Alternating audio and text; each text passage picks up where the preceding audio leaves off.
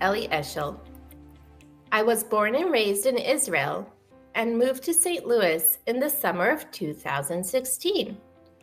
I am a classroom educator at the Seoul Spielberg Early Childhood Center. I have the honor and the privilege to teach the 3-year-old children at our school. The most important thing I would like you to know about me is that I am on a learning journey. Every day is different and brings its own joys and challenges. I used to think that past experiences are to be left alone.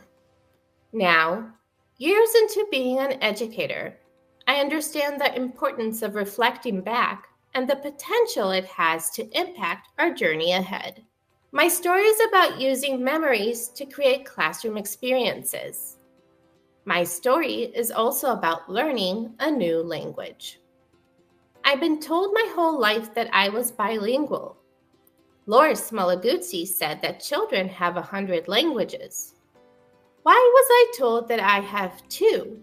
And where were my other 98? During the school year of 2023, I couldn't seem to find the right language with my teaching partners. At the same time, it seemed like the children and I were learning a language of our own. Let's rewind.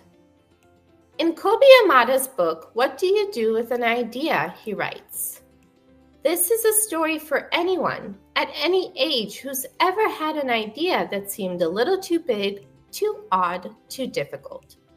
It's a story to inspire you to welcome that idea, to give it some place to grow, and to see what happens next. Because your idea isn't going anywhere. In fact, it's just getting started." Back in 2021, I joined my first Paradigm Project community of practice. This was a turning point in my adult life as it made me fall in love with early childhood education and want to continue to learn and grow. During the COP, Josh Rifkin and Stephanie Lean from the JCC in Denver shared a story about making connections using technology in and outside the classroom. Their story stuck with me for many months after. I was fascinated by the idea of using technology in the classroom. Kobi Yamada says that there is something magical about ideas. If you give an idea love and attention, the idea has the potential to grow bigger and eventually can become something amazing. The following summer, I dared to take a projector from our school's office. I didn't know what to do with it at first. It was as if the projector was looking at me and I was looking back at it, not sure what to do. One morning, I woke up feeling brave and ready. I arrived at school, came into my classroom, and plugged the projector in. Full transparency, it wasn't a smooth start, but with some persistence and help, it worked. First times are turning points. You either move ahead and learn, or you stop and turn a different way. I moved ahead. After months of practicing and learning the projector's language, I continued to unpack the concept of learning through memories and tried another interactive language of inviting families to share their memories in nature. The collaboration was surprising. Photos and stories started pouring in. I believe that it is important to include ourselves in the classroom experiences, so I shared a memory of mine as well. My memory of the orange orchard in Israel. This language of memories began to evolve. I was determined to make memories together with the children, to craft memorable experiences, those the children will cherish, remember, and retell. Using my memory as a starting point, I projected an orange orchard field under our loft bed. During this exploration, I noticed magical moments where the children were interacting with the projector in ways I hadn't thought of or seen before. We gathered for a meeting while the projector was still working in the background. Everyone came and sat on the carpet except Maya. We noticed she was climbing on the poles of the loft bed. I asked Maya, "Would you like to join us?" Maya replied, "I am busy right now. I am climbing on the orange tree." This was the first time I noticed in the moment the power of the projector. Reflecting back, I think this was the moment where I was starting to learn a new language. I reached out to my colleague Josh from the prior year for some reflective discussion.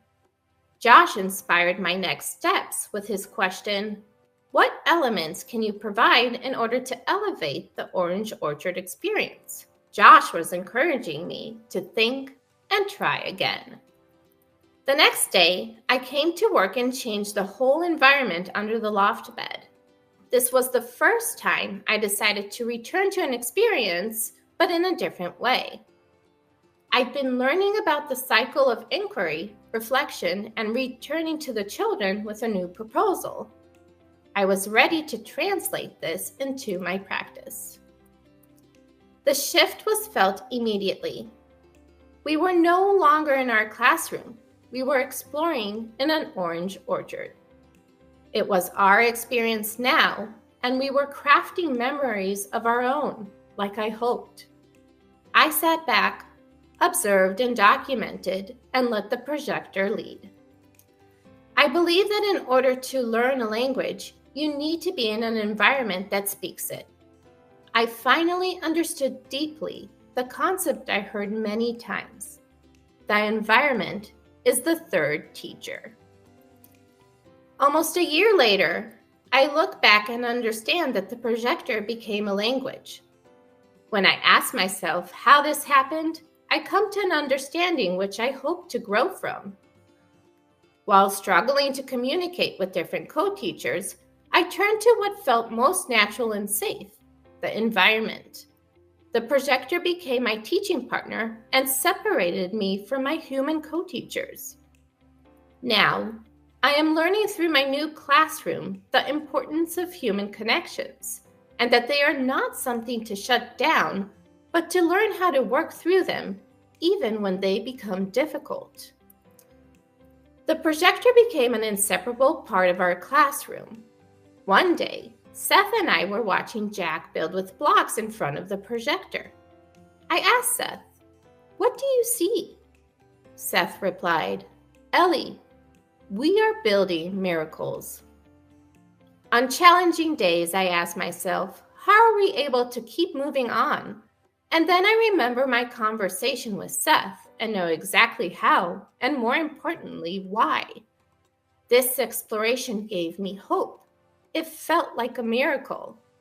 I will hold it forever as a reminder to pay attention and listen to the children, and trust that every day, through our practice, we are building miracles. I believe this is why we're here. Every miracle we witness builds, inspires, and multiplies our seeds of excellence in Jewish early childhood education.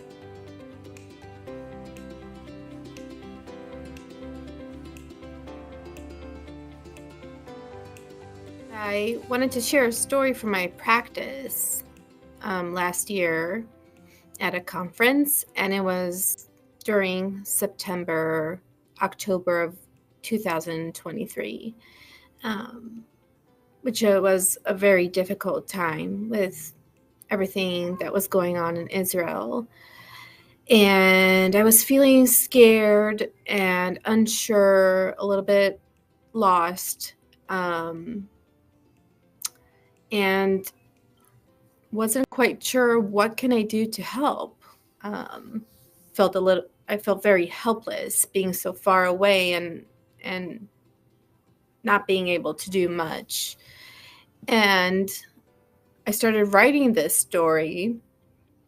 And as I said, this story really gave me an understanding that what we're doing is the most important thing.